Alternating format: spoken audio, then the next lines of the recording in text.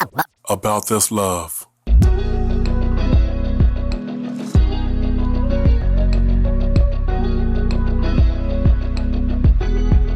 About this love. How do you normally introduce? Welcome back to part 3 of the About This Love podcast. We are breaking down intentional dating that leads to marriage.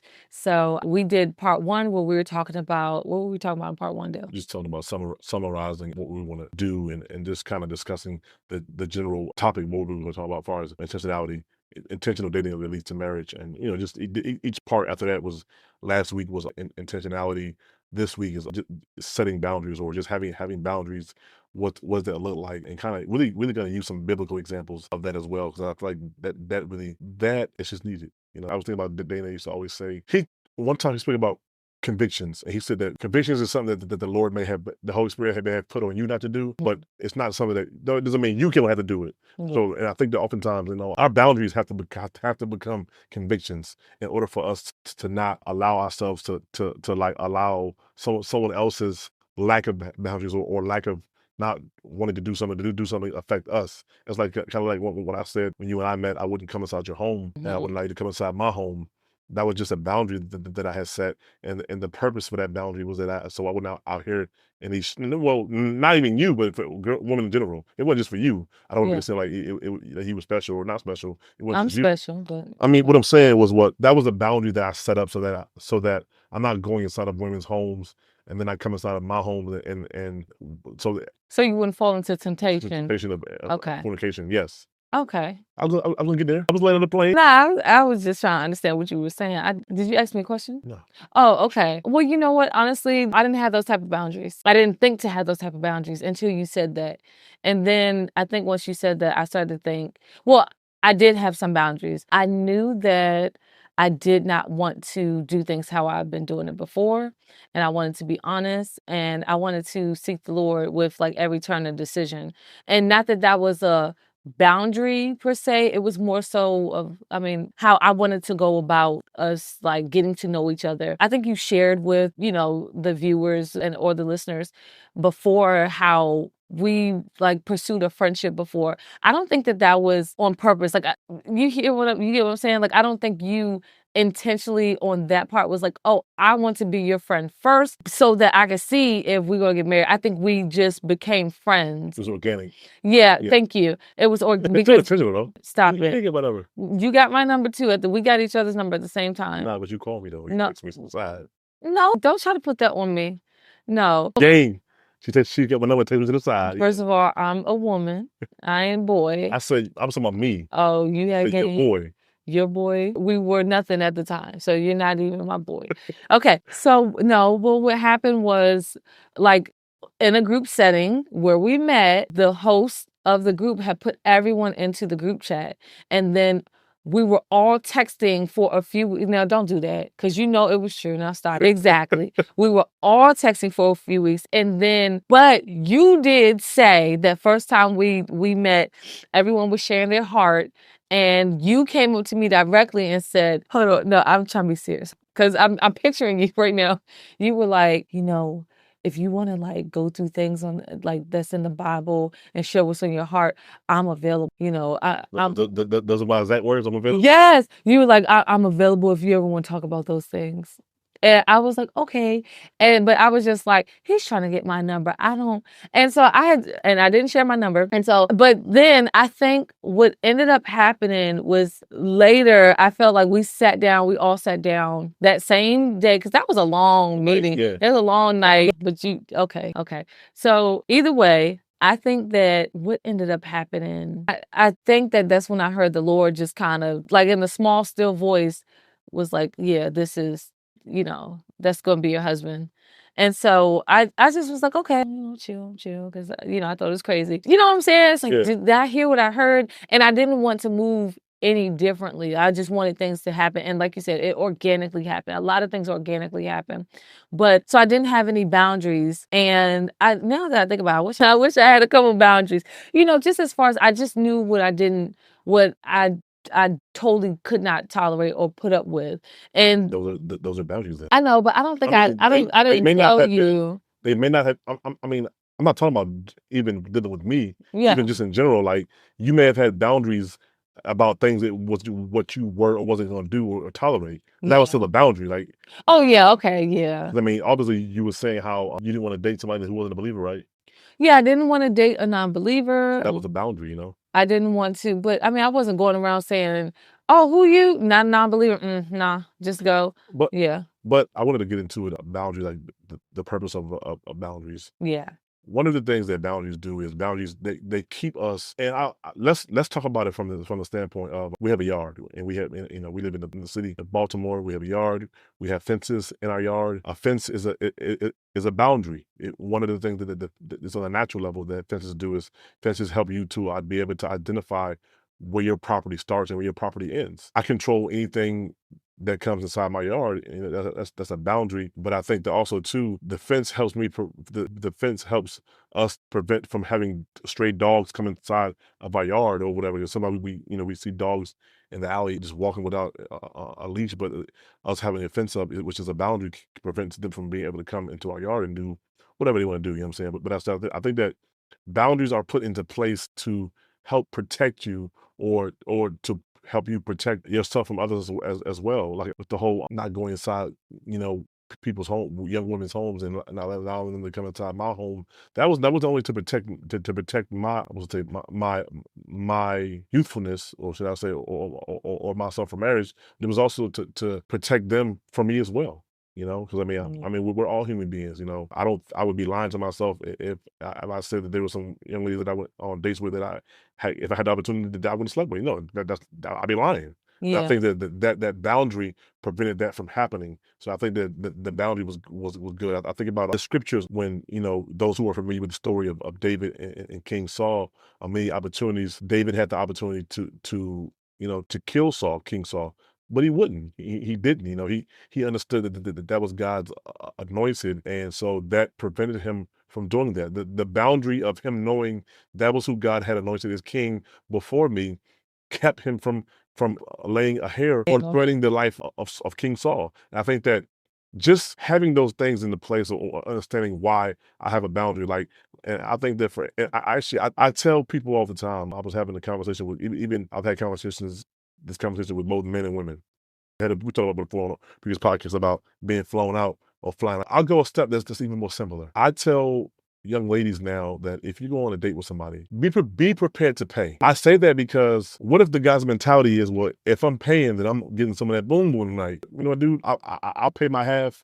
And I think that moving in a certain way, or having certain boundaries. Again, boundaries don't only protect you; they also protect the other person from you as well. I think we was having a conversation with the guys, and I was like, if you know, if you're flying somebody, if you're flying a young lady in town or out of town, whatever it may be, I always ask people, like, what's the intentions? yeah, You know, and I think that most men know, or women like to act as if, well, just because you flew me in, I don't owe you anything. And while I do believe that that's true, I'm not gonna put myself in a predicament to allow somebody to do something for me that I may not be able to do for myself. And I just think, again, having those boundaries, like having the boundaries that, hey, I'm a woman. If I'm going to date with a man, I'm going to be, if he pays, wonderful, that's fine. But I'm going to be prepared to pay myself. I'm not going to allow anybody to fly me in anywhere, because if they do, they'll be expecting something from me, or they could possibly expect something from me. That's just having a boundary. You know, having a boundary, again, it protects them from you, and it protects you from them. You know, it protects you from them in the sense that I don't owe you any kind of sexual favors. It protects them in the sense that you didn't come out of your pocket and pay for me for anything. yeah, That's just how I look at it, you know. And I know people would look at this and disagree, but I think that when you operate in a certain way, you know, you really, it's wisdom. You know, wisdom would have you operate in a way that would prevent you from being put in situations where you wouldn't be in. Like, I was watching a video the other day. Really, it was sad. A woman was supposed to be out of town on a work trip. She was engaged, but in the video, she was with some other man, and he kept trying to get into altercations with people. And so he got into an altercation with somebody, and unfortunately, he ended up getting into an altercation with somebody, and the person shot in his direction. She got, you know, killed. Of course, unfortunately, she got killed. But what was more sad is they had to explain to her fiance how she got killed. And it's like, Oh, but she was out with someone Yeah, else. she was, but I think Okay. my point is she was probably out with somebody that she probably didn't handle business being with. He was doing something stupid. So I think in that situation, about whatever boundary that she probably should have put in place would have prevented her life from. We don't look at things from a big perspective, because I tell people, I actually I tell women, like, if you being flown out somewhere, what's to prevent a man from taking whatever he wants from you? Well, some people think, okay, well, I got pepper spray. I know self-defense and things like that. But, hear me out. Well, I'm sorry, go ahead. I was going to say, hear me out. I believe that, I think that's a person's dealer's choice, if that makes sense. I honestly believe that if a man wants to pay and, it's like, oh, see, chivalry is not dead. And so, well, he held the door open. He wanted to pay for the meal. I didn't want to offend.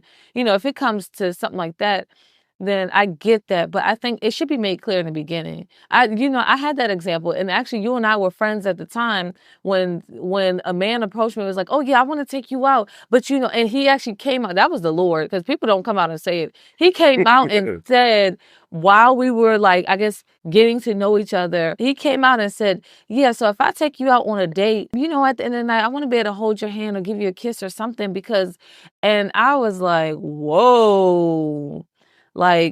No, we're not doing any. Back then it was, we're not doing no Netflix and chill. I have a roommate. I didn't have a roommate. My son was my roommate, but I technically had a roommate.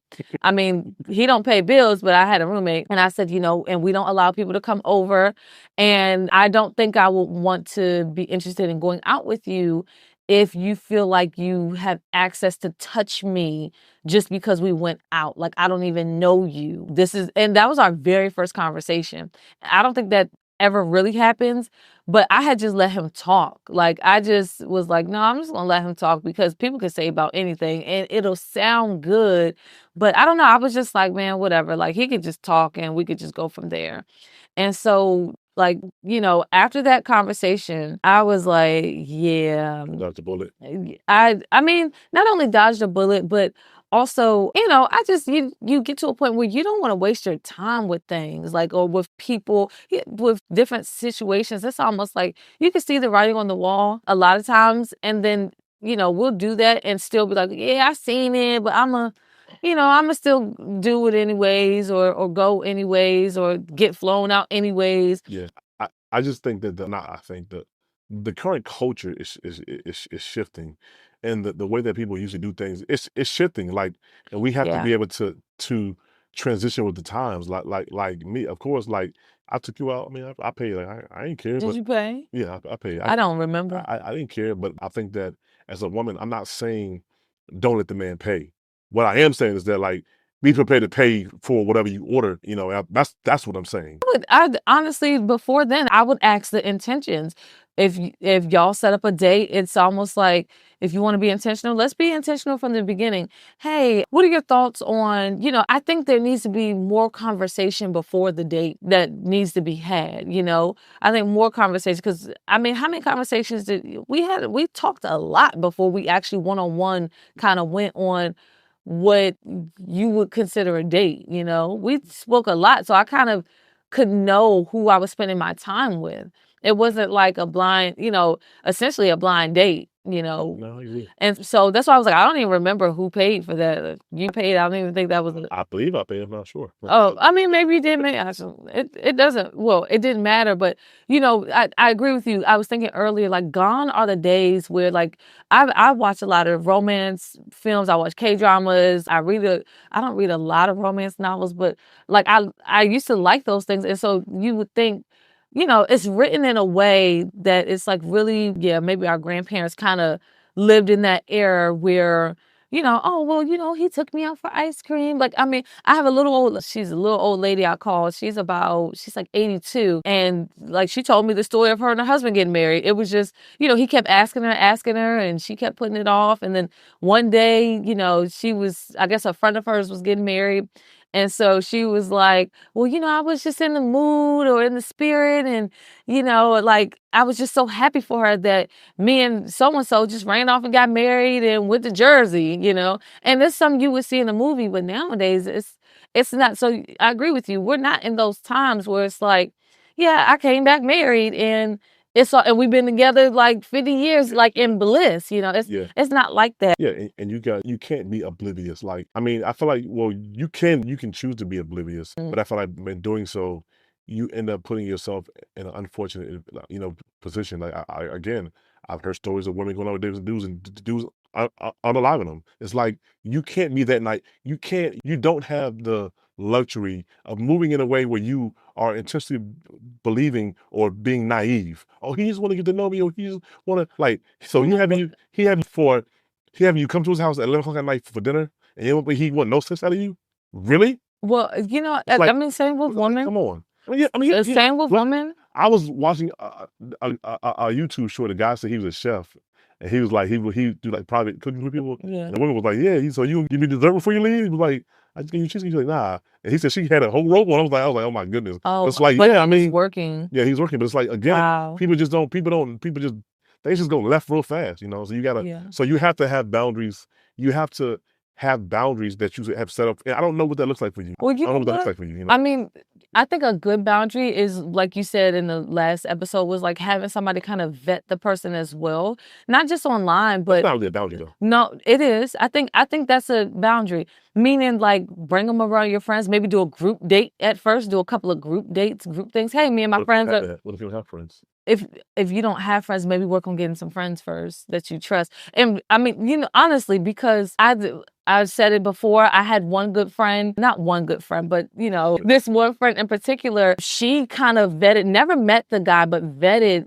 kind of through what I was saying. She was reading it and was like, no. Remember, I feel like during our generation growing up, like, and maybe even my mother's generation, I think they had the boy needed to come to the house kind of thing, and I know we're older, and we're talking to other millennials who are in their early to mid 30s, if not late 30s, because I think millennials go up to like almost 40, 42. I mean, yeah, I mean. But no, but what I'm saying. Yeah, 'cause I did a girl in high school, and I had to meet her father, so yeah. Yeah, but so yeah, I mean, and so no, it's like, oh, well, I don't want to bring everybody I'm dating, around. And I had that mindset too, but I also got into a lot of ish with that mindset. Like, as a young person who wasn't intentionally walking with the Lord, I got into some ish.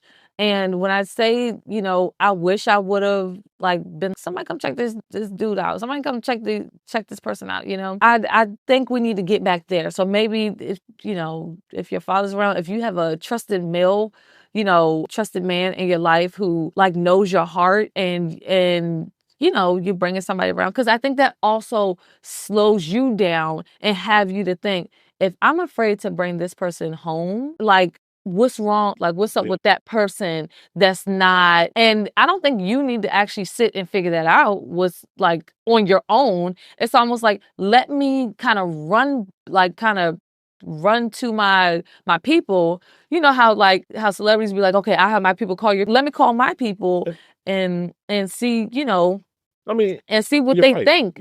Even by just hearing, because there's a lot of times there's people across the country we talk to, and we never see the people that they are dating, and it's almost like, yeah, that don't even sound right. Or you hear it and you don't say anything, and then months later, oh, can you believe this and that happened? Yeah, I actually can't believe, because when you said X, Y, and Z, that didn't sound right. People don't have people in their lives to actually vet people, and sometimes, I mean, I think we live in a culture where people want to believe a lie. I mean, there's a story in the Old Testament. I believe it's somewhere in Kings, where it's like there was a lying prophet that people wanted to believe a lie, so God let them believe a lie. I think that the Lord allowed a lying spirit to go to them, and when you don't have a capacity in your heart for the truth, God will let a lying spirit come to you. And I feel like oftentimes you can tell somebody that girl ain't good for you, or that dude, he ain't no good for you, but they don't want to believe it. They want to believe a lie. I mean, how many times we're going through that right now, not personally with our own life, but someone that we know. We're like, hey, we told you A, B, C, and D, but you just didn't want to believe it. Yeah. And unfortunately, sometimes, when you're young, again, when you're young, not having boundaries, it costs you, but it doesn't cost you a lot. When you're older and you're more established and you don't have boundaries, certain relationships and certain things they cost you. They cost you a lot, like emotionally, financially. They cost you a lot. Like, we've known people that are just building people, and it was like, yo, it's costing a lot of money. You know what I'm saying? And Money, it's time. unfortunate. Now they're going through therapy. It's like, yeah, all of this because you didn't want to vet somebody, or you didn't want to have somebody vet the person that you were dealing with. And usually, for me, it's always a red flag if I know somebody that's dealing with somebody, but they don't want to bring them around. Yeah, it's a red flag for me, you know.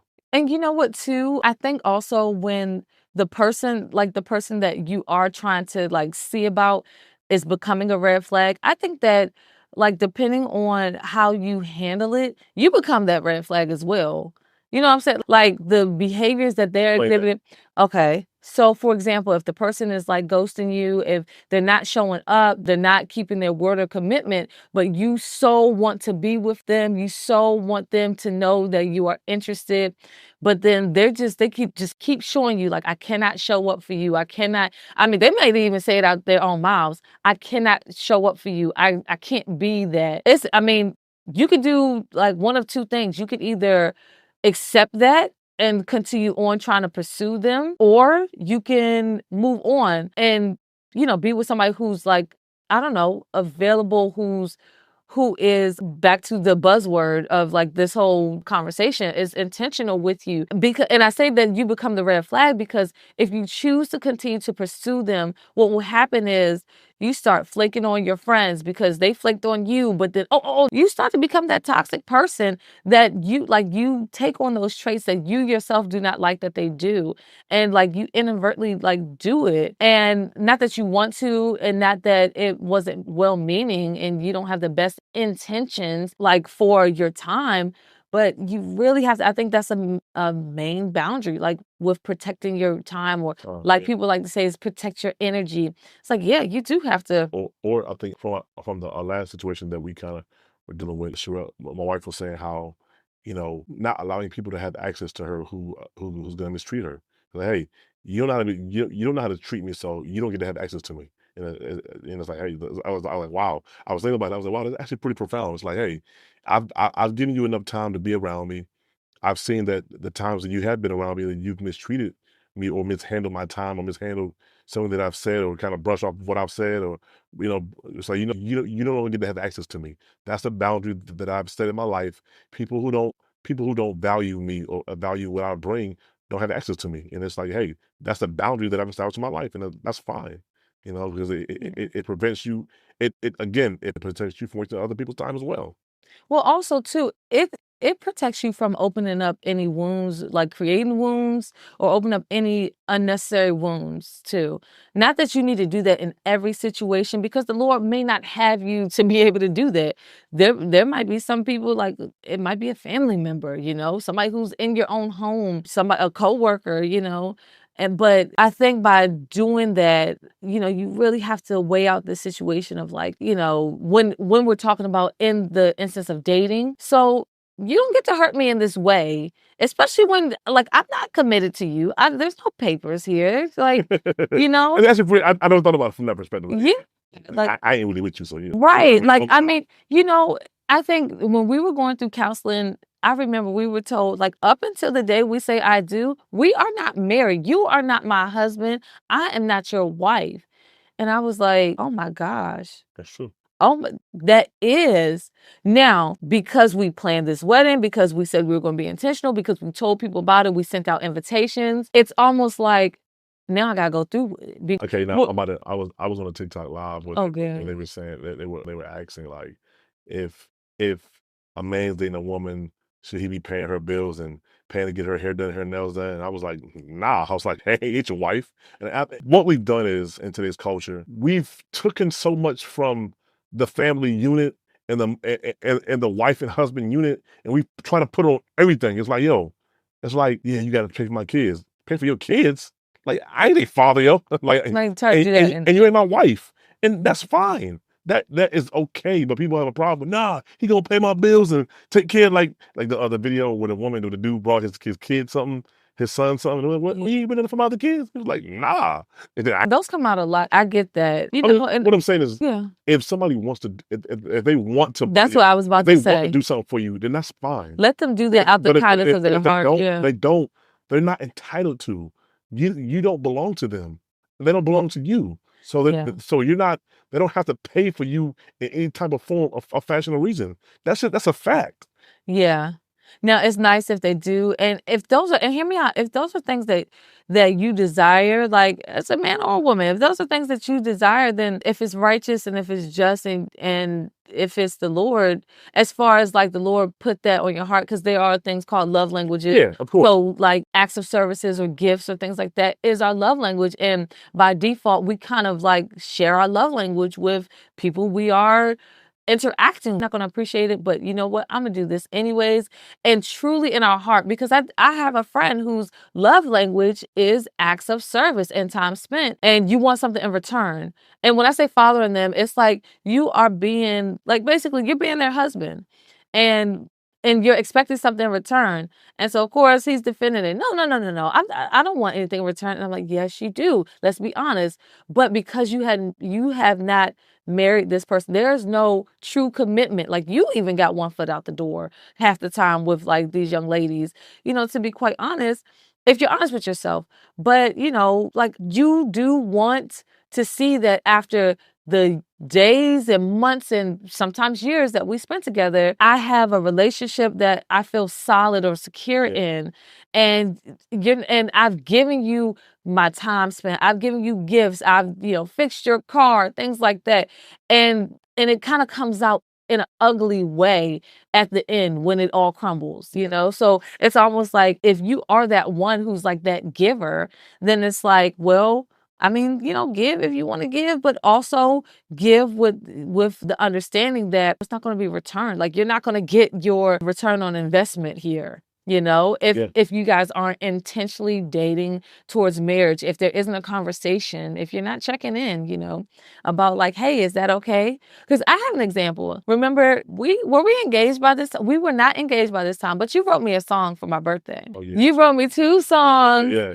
I liked the first one more because I was just so surprised that you liked me enough to write me a song. And I still never got it as your ringtone, but I still do want it as a ringtone though. But I remember that. Wow. yeah, it was the song. And that's like one of your gifts, like that you gave to me. And no, you didn't spend money. I don't think, did you spend any money on making that song? Like, yeah, you didn't spend any money making that song. But then the second song, I don't think I had such a big reaction, but I feel like maybe it came out too soon. First, I don't know. So I'm just like, and hear me out, I think I was just overwhelmed by like that type of attention and affection towards me.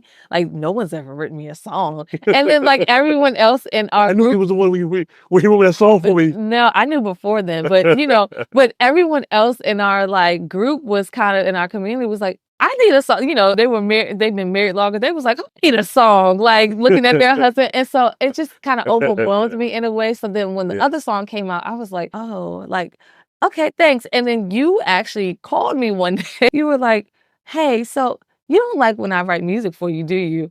And I was just like, oh, no, it's not that. And I don't even know what I said to you, but I was just like, oh, I hurt his feelings. Nah. And I didn't know.